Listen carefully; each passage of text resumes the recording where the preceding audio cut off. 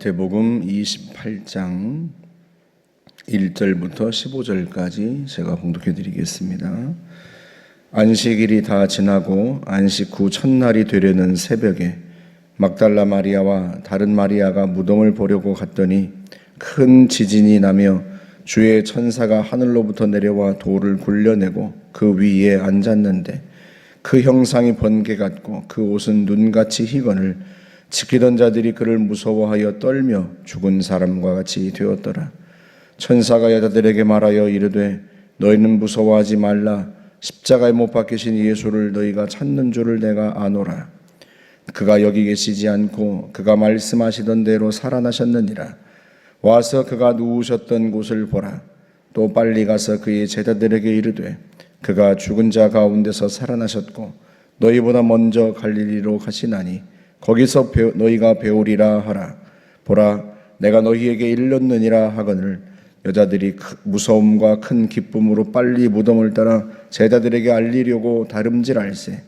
예수께서 그들을 만나 이르시되 평안하냐 하시거늘 제자들이 나아가 그 발을 붙잡고 경배하니 이에 예수께서 이르시되 무서워하지 말라. 가서 내 형제들에게 갈릴리로 가라 하라. 거기서 나를 보리라 하시니라. 여자들이 갈 때 경비병 중 몇이 성에 들어가 모든 된 일을 대제사장들에게 알리니 그들이 장로들과 함께 모여 의논하고 군인들에게 돈을 많이 주며 이르되 너희는 말하기를 그의 제자들이 밤에 와서 우리가 잘 때 그를 도둑질하여 갔다 하라.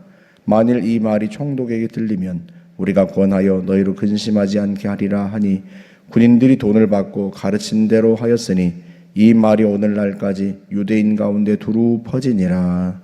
아멘. 안식 후 첫날 예수님께서 부활하시는데요. 이 안식 후 첫날을 이제 교회에서 초대교회에서는 이제 주의 날이라고 그렇게 부릅니다. 주님이 부활하신 날이죠. 오늘날 우리가 이제 주일에 예배를 한 거고요. 주일에 예배를 하는 이유는 안식일의 본래의 정신이 예수님의 부활로 말미암아 성취되었다라고 믿었기 때문입니다. 예수님이 부활하심으로 말미암아서 참된 안식이 우리에게 주어진 거죠. 오늘 본문은 그 예수님의 부활을 증언합니다. 막달라 마리아와 또 다른 마리아가 안식 후 첫날 새벽에 예수님의 무덤에 갑니다. 시신의 향품을 바로 발라주려고 갔던 건데 천사가 내려와서 돌을 굴려내고 그 위에 앉아서 이 여인들에게 이야기합니다. 거기를 지키던 경비병들은 혼비백산해서요 엎드려졌고요. 천사가 이 여인들에게 그가 부활하셨다. 와서 누우셨던 곳을 확인해 보라. 제자들에게 그가 살아나셨고 갈릴리에서 보자고 하신다고 전하여라 하고 이야기를 합니다. 그 말을 듣고 가던 중에 부활하신 예수께서 이 여인들에게 나타나십니다. 여러분, 그 당시에 만약에 예수님의 제자들이 예수님의 시신을 훔쳐간 후에 거짓말로 예수께서 부활하셨다고 퍼뜨린 것, 그게 사실이라면 이 마태복음의 저자, 마태복음만이 아니라 요한복음도 그렇고요, 다른 복음서들의 저자도 다 이 여인들의 이야기를 기록하지 않았을 거예요. 왜냐하면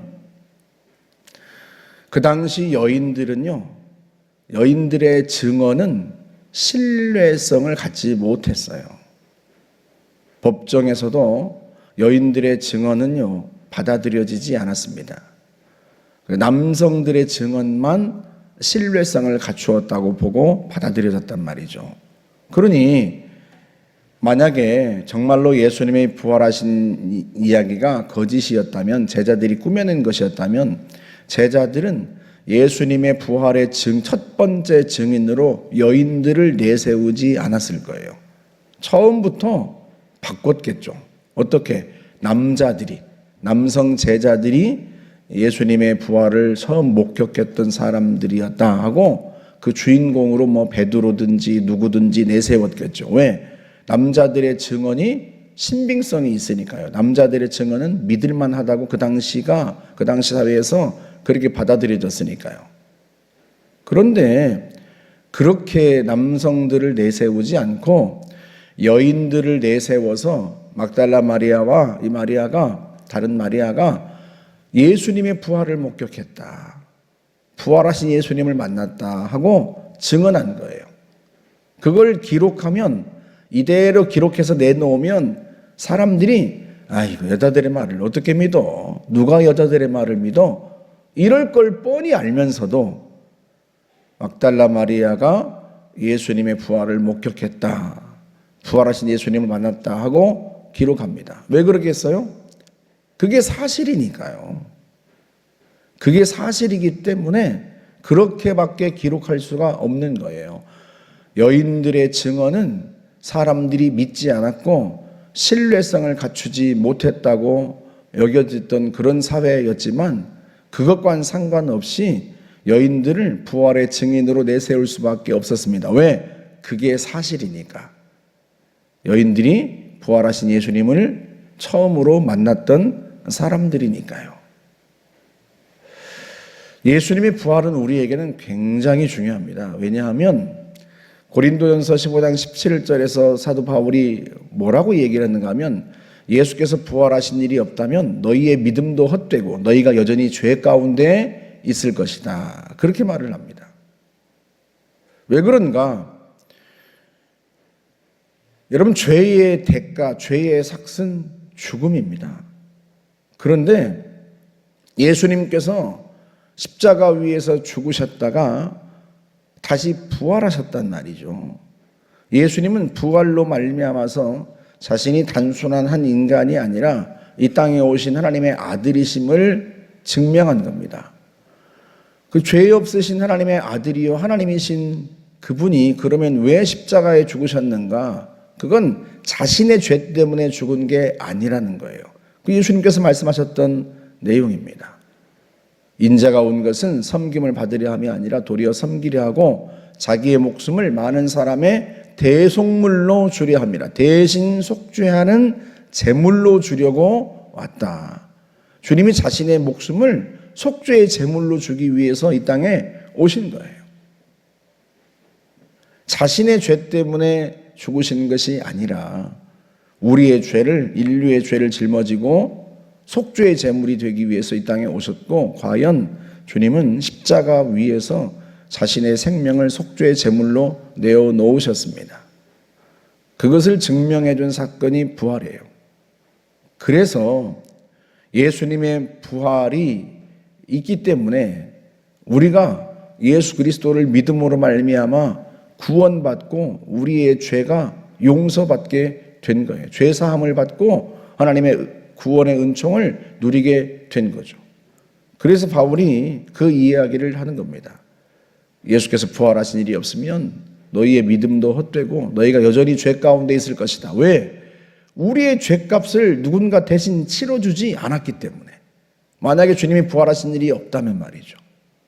그런데 주님이 부활하심으로 말미암아 주님께서 우리의 죄값을 대신 치르고 십자가 위에서 죽으셨구나.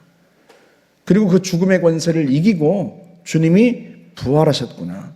우리도, 예수를 믿는 우리도 주님과 함께 부활하고 부활 생명이 우리 안에 있구나. 그걸 우리가 알 수 있는 거죠.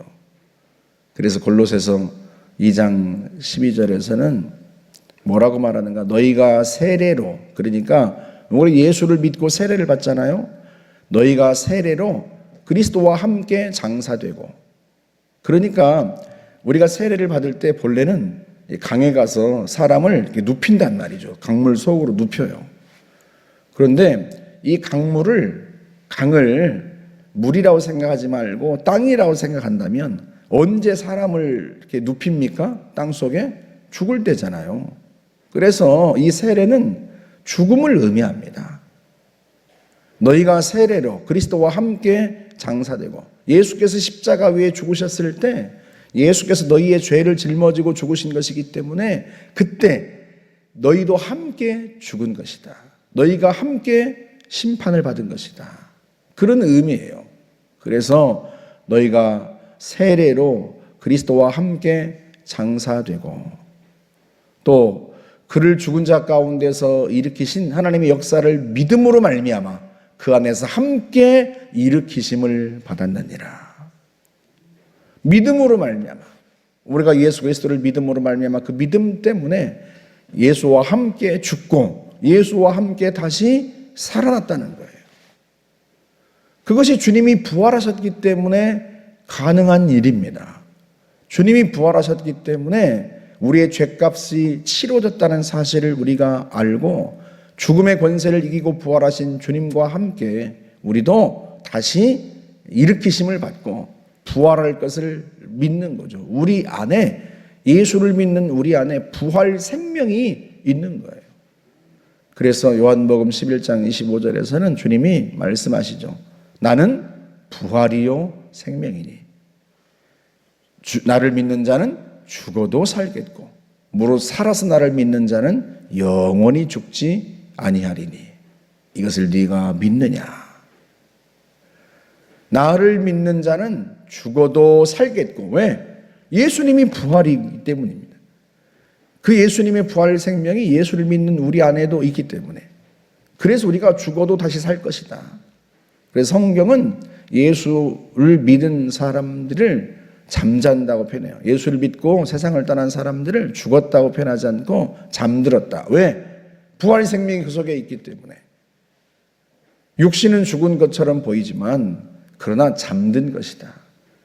주님이 마지막 날 재림하실 때 그때 다 함께 부활할 거란 말이죠. 살아서 나를 믿는 자는 영원히 죽지 아니하리라. 죽지 않는 거예요. 왜? 우리 안에 부활 생명이 있기 때문에요. 예수님이 생명이기 때문에 나는 부활이요 생명이니. 그래서 죽은 게 아닙니다. 영원히 죽지 않는다. 영생이 우리 안에 있는 거죠. 그것을 완성한 게 그것을 이룬 게 예수님의 부활입니다.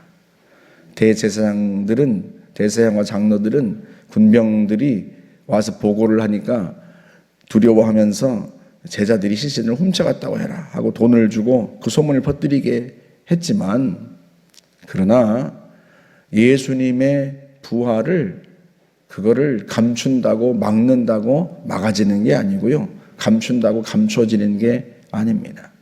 예수님의 부활을 목격하고 부활하신 주님을 만났던 사람들은 예수님의 부활을 증언하고 자신들의 목숨을 내어놓고 부활하신 주님을 전파합니다. 그래서 오늘날 우리에게까지 이 복음이 전해지고 우리가 예수를 믿고 구원받은 하나님의 백성이 된 거예요. 저와 여러분들도 부활의 증인입니다. 예수를 믿은 우리, 주님과 함께 장사되고 주님과 함께 일으키심을 받은 우리 안에 예수님의 부활 생명이 있기 때문이죠. 그래서 우리가 부활의 증인이 된 거예요. 저와 여러분들이 살아계신 주님을 전하고 부활하신 주님을 전하여서 많은 사람들이 주님께로 돌아오고 죄사함 받고 구원받고 하나님의 자녀가 되어서 새로운 삶을 살아갈 수 있도록 그렇게 도우시기를 주님의 이름으로 축복합니다. 함께 기도하겠습니다. 하나님 감사합니다. 우리의 죄를 위해 죽으셨다가 우리를 위해 다시 살아나신 주님을 찬양합니다. 평생에 우리가 그 부활의 증인이 되고 부활하신 예수를 전하여 우리뿐만 아니라 많은 사람들이 살아계신 주님 안에서 새 생명을 얻고 새로운 삶을 살아갈 수 있도록 하나님 우리를 사용하여 주옵소서. 감사드리며 예수님의 이름으로 기도하옵나이다. 아멘.